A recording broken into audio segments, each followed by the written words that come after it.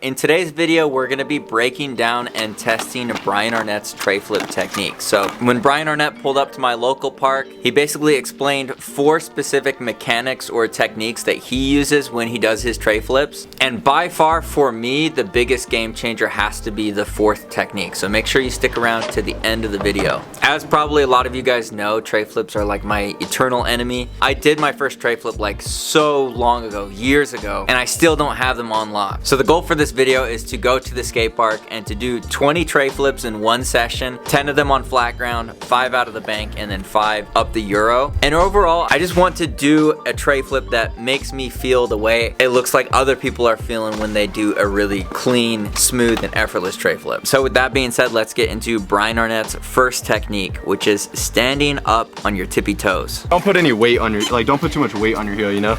Yeah. Then you gotta be like, I feel everything on my toes right now. So it's like on the front of my foot and right here. So essentially when you're on your tippy toes and you bend down, all that weight goes into your calves, and then as you jump up, it gets released. So this does 2 things. Number 1, with the front leg, it helps your front leg spring up and get up out of the way so that the board can actually pop as powerfully as possible. So lifting your leg up is what actually releases all the power into the back foot. So the faster you can do it, the better. And by standing on your tippy toe and turning your leg into a spring, it helps you to get that leg up and really transfer the energy all back into the back foot. Now the second thing that this does is it puts your back foot in the right position to put all the pressure just on the very edge of the board. As well, I should mention that Bryan hangs his toes off when he does his Treflips. That's kind of a tip that everybody gives, but by putting your toes off the side of the tail and then standing on your tippy toe, like lifting your heel up into the air, almost like imagine you're wearing high heels and standing on the very corner of the board, that really puts your foot in the position to be able to pop down right on the very corner of the tail, but also after the pop to be able to scoop and throw the Treflip with your back foot. If you just try again and again with this tippy toe mechanic, maybe like 1 out of 10 will actually rotate really good, and then from there you can get the feeling. Especially being tippy toes on your back foot with the toes hanging off, you can see in the footage of Bryan doing Treflips how that gives him the leverage and power to really scoop his Treflips properly. The second technique is how Bryan flicks his front foot. You notice how Bryan flicks up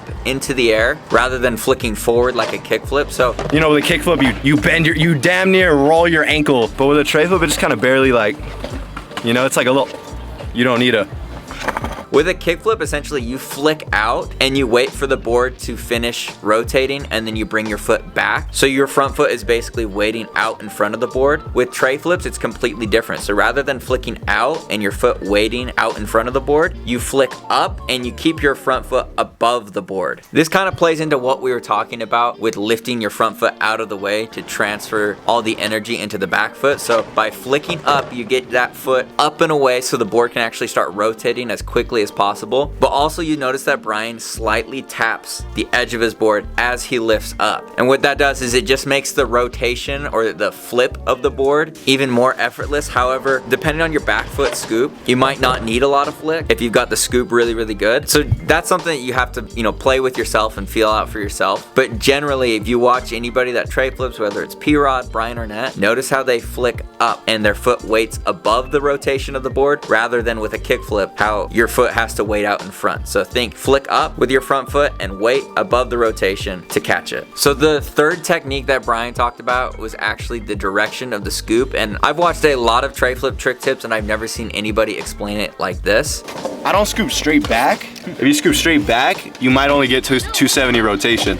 But if you scoop kind of this way, then it, you know, I feel like it gives it more of like a nudge, like, and I scoop towards my heel. Let's say towards my heel. You want to imagine like you're scooping your back foot, like your toes are moving towards the heel of your front foot. So that's kind of the direction you want to think of. The reason that's so important is because if all you do is just scoop straight back behind you, what happens is as the board rotates, as soon as it starts rotating, your back foot no longer has any grip of the tail. Whereas if you flick forward towards your heel, your foot moves with the rotation of the tail, and so you're able to stay in contact with the tail of your board longer. So you're gonna get better grip and more power with less effort. But also this is where the idea of grabbing the tail with your toes comes into play. It seems like because he's able to get such a good grip of the board, that's how he's able to get a lot of the flip with this trick out of the back foot, because he's scooping forward, getting such good traction on the tail, so that not only does his back foot provide the 360 rotation, but because his toes are hanging off and he's elevating his heel, he's able to grab the edge of the board and get a majority of the rotation and the flip of the 360 flip with just his back foot. His front foot really doesn't do too much. It does help with the flick. Obviously he does tap the edge of his board, but you notice the biggest key with the front foot is really lifting it up and weighting above the rotation. So you want to get that out of the way with the tippy toes and the scooping forward. Once your foot is out of the way, the rotation should happen pretty much on its own.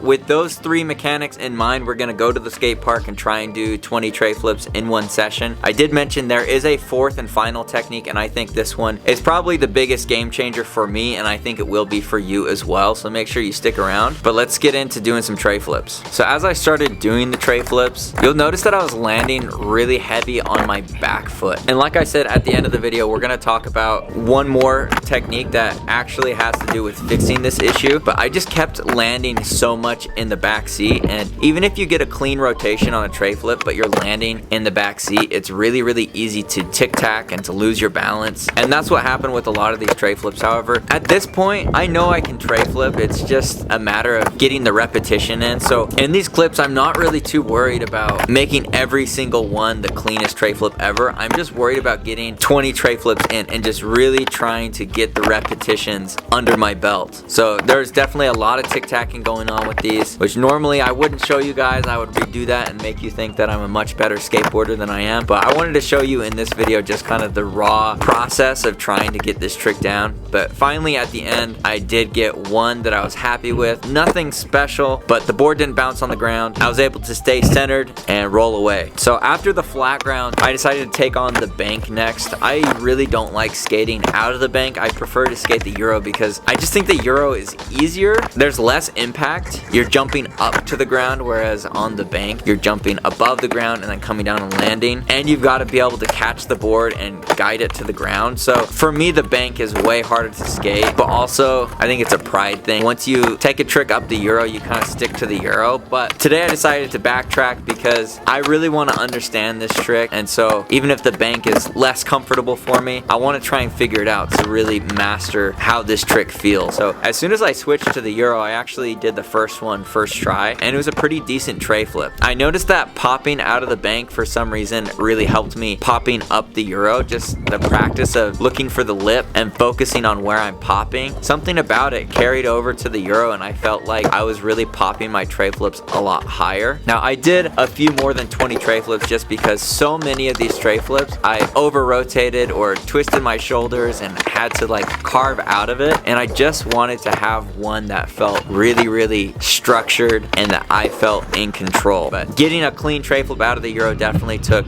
a while, but stayed very balanced and structured and composed the whole way through, so definitely worth the wait. Okay guys, I've been hyping up this fourth and final technique the whole video, so let's break it down. Basically, the reason I think that this technique is so important and such a game changer is because standing in a tray flip foot position is so uncomfortable. It's so easy to tip, to lose your balance. And Bryan Arnett pointed out something about how he balances his weight that really helped me when I was doing the tray flips that day, and I think this is gonna help you guys out a bunch, because if you can't stay balanced, the scoop, the pop, everything, all the other techniques don't really matter if you're losing your balance. So I asked Bryan to stand on his board and point out where all of his weight is centered over. You set up like you're gonna tray. All right, where is your weight centered? Maybe this dice cube. This dice cube right here? Yeah, so maybe it is a little, barely more to the front, but like for the most part, it's somewhere in between. And he pointed out this spot on his board.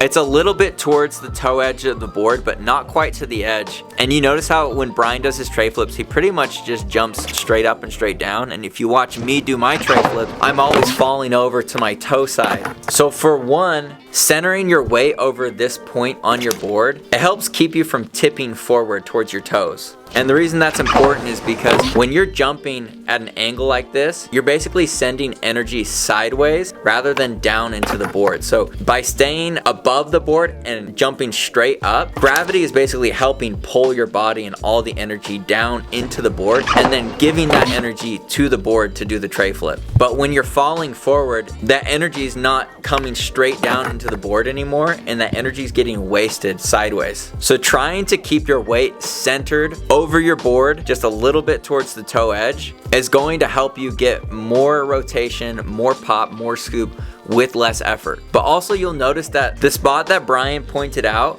if you go ahead and try it and try and center your weight over that point, centering your weight right there, it's like the perfect amount of distance behind your front foot that you're not gonna fall forward and the board's gonna go behind you, and it's not so close to your back foot that the board's gonna like shoot out in front of you. So where you center your weight before doing the tray flip is something that everybody has to figure out, and usually it just comes with trial and error and a lot of practice. But thanks to Bryan, he's pointed out exactly where he puts his weight, and you can see his foot positioning, so we can pretty much copy that foot position and put our weight in that same spot, and that will get us in the ballpark to feel structured and balanced, so that way as we jump up, the first 3 tips can come into play. The tippy toes, the flicking up, as well as the scooping forward. None of those tips matter if you're not balanced, so that's why I think this 4th tip is the most important of all of them. Obviously everybody's body is different, so it's not going to be exactly the same. Everybody skates different boards and everything. I'm just saying that I think that's gonna get you in the door, and then from there it's just practicing and repetition of these 4 mechanics that Bryan talked about, and I think we're gonna get tray flips on lock. I've never made this much progress with my tray flips in one session. Like I said, this trick has been like the bane of my existence, and just from one 30-minute conversation with Bryan and really picking his brain and identifying these 4 techniques that he's using helped it like enormously. So I hope that helps you guys out as well. Remember to make every single day a Friday, and I'll see you guys in the next one. Peace.